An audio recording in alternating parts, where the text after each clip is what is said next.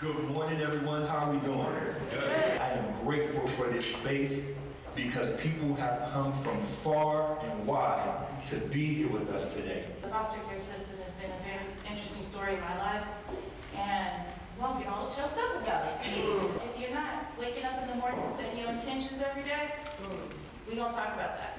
So take another deep breath in, shoulders up if you can, as far as they can go up. Another And today I am here to lead you in a meditation of unity and collective love. Take a deep breath in through your nose. Hold it. Unity is not a future we wait for.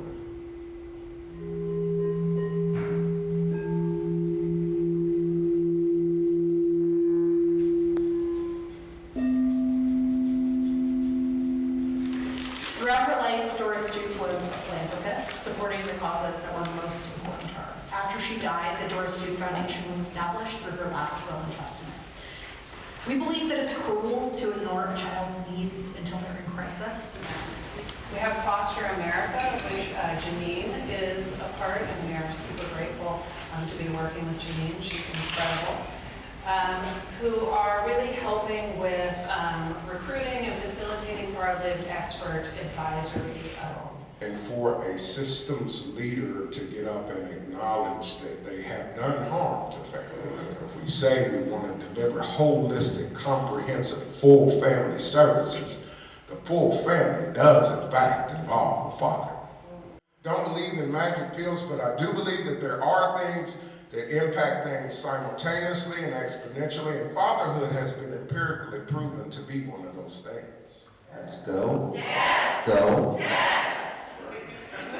For us to collaborate, sometimes it means that we have to work with the people that we don't necessarily see eye to eye with. I kept my eyes on that prize because once I learned I could be a custodial parent, I wanted nothing more than that. Nothing. I didn't realize that there were multiple systems wrapped up in one. I didn't know that I had the ability to actually step up and be a dad.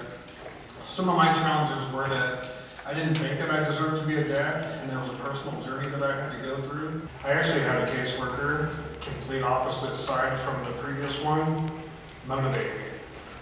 Took a fresh approach, looked at me as a human, said that she wanted to have a conversation with me and see me in person. You could get your son out of foster care. Whoa. That was a caseworker that did that. So it is possible. Again, I'm not second choice, I'm first choice with mom. You can't judge somebody off of paper. If you got my report off of paper, you wouldn't see me. You know? I hate those words, deadbeat dad. Because I'm not. I always make myself available for my children. Getting rid of the labels and or making sure that you talk to the people and not just read about them on paper. When you first go into these spaces, DHS, and they ask you, well, where's the mom at? I'm the mom and the dad. What are you talking about? Where's the mom at? This is it. This is what do you mean? And me, I'm here for services. So I think that first frontal, when you walk into our services, I think that we need to address that first and foremost. That first client relationship needs to be addressed. Services. When you build that whole trust foundation with your client, everything is going to come out. It's going to pour. It's going to pour out. It's going to pour. Groups that allow us to reach out and start talking to each other, to have play dates for our like 3 to 6 year old kids. Like, who would have thought, right? And that's building community, right? And that's in Portland, but it's moving out to Salem. How else can we build that somewhere else to build that? We have to build a village to raise our children in order to continue to keep moving. And I think that's where this opt-in starts, to continue to grow. And if we can all keep building this community, we can all continue to grow together. Any child is better off with as many healthy adults around them as possible. All this work is so incredibly important.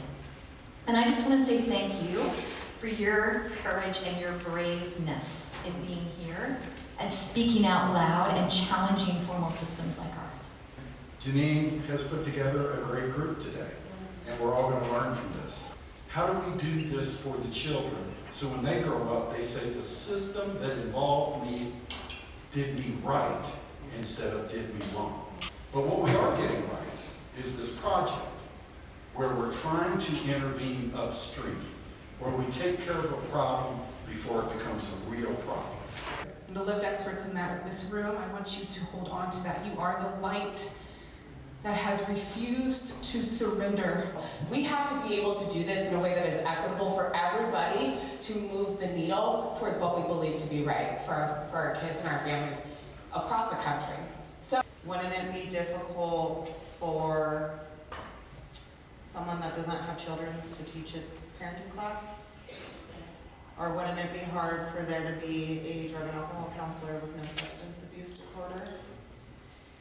And so my thought is, how difficult is it to be a child welfare worker and do removals and never experience it?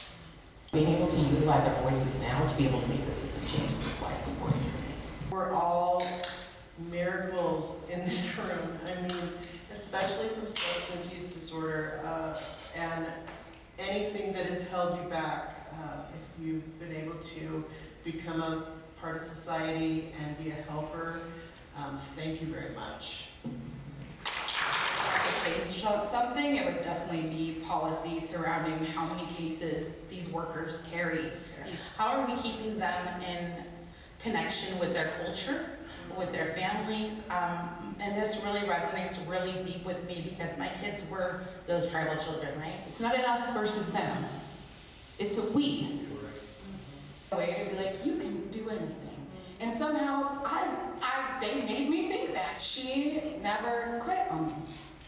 Like, Tamara never, ever quit on me. But we have the opportunity to change that for everybody else in partnership with every human in this room. Humans supporting humans. Throw the programs out. Break the barriers. That takes courage. If you're working in a social setting of any sort, what are you doing if you don't want to help people? Quite literally, if you're not looking to help, there's the door, and I think we need to start being more abrupt with that. If I had had a choice, if they would have come alongside me and said, hey, we have a treatment bed for you and your son, I would have absolutely chose to go to treatment with my son. Come to parents with choices. Build that relationship. Keep the relationship. Bias becomes dangerous when it shapes our decisions that affect people's lives, period. This has been an incredible experience for me, an incredible experience. There's a lot of truth being spoken. Janine, thank you all for bringing us together and for running a wonderful conference.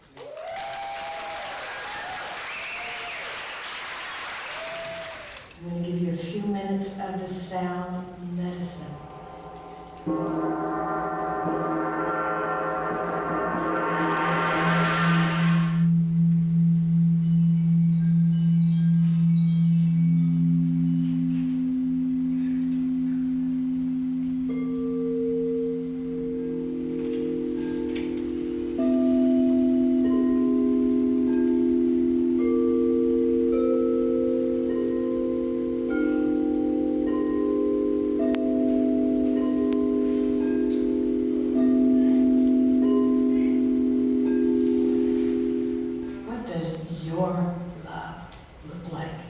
Expressed.